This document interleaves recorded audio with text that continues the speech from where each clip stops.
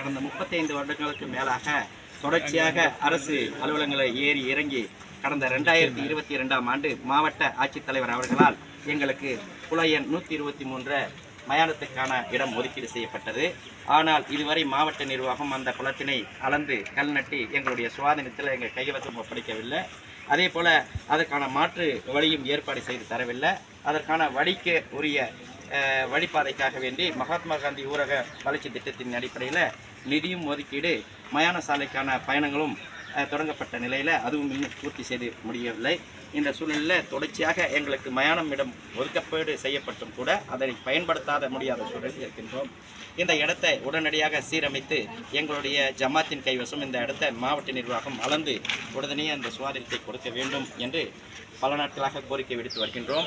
அதனுடைய ஒரு அங்கமாக இன்றைய தினம் இதனுடைய தீவிரத்தை உணர்த்தும் விதமாக மாவட்ட ஆட்சித்தலைவர் அவர்களுக்கும் தமிழக அரசுக்கும் நாங்கள் கோரிக்கை வைத்துக் கொள்வது என்னவென்றால், உடனடியாக எதிர்வரும் 15 தினங்களுக்குள்ளாக எங்களுடைய வாழ்வாதாரமான மயான பாதையை மற்றும் மயானத்தை எங்களுக்கிடம் ஒப்படைக்க வேண்டும்.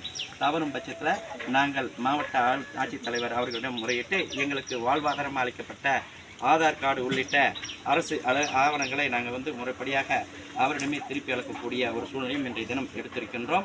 அந்த சூழ்நிலைக்கு எங்களுக்கு இடம் தராமல் எங்களுடைய கோரிக்கைகளை தமிழக அரசும் மாவட்ட நிர்வாகம் உடனடியாக பூர்த்தி செய்யும் என்று இந்த நேரத்தில் நாங்கள் உறுதியாக நம்புகின்றோம்.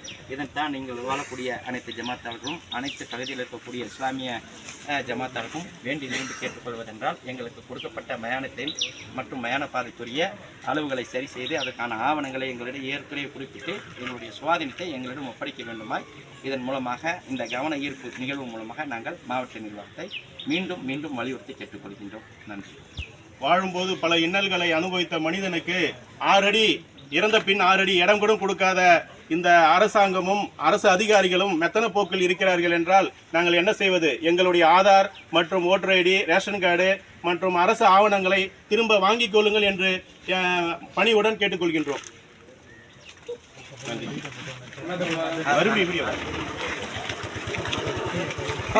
तुम इधर आओ, सामने आओ, सामने सामने। ओ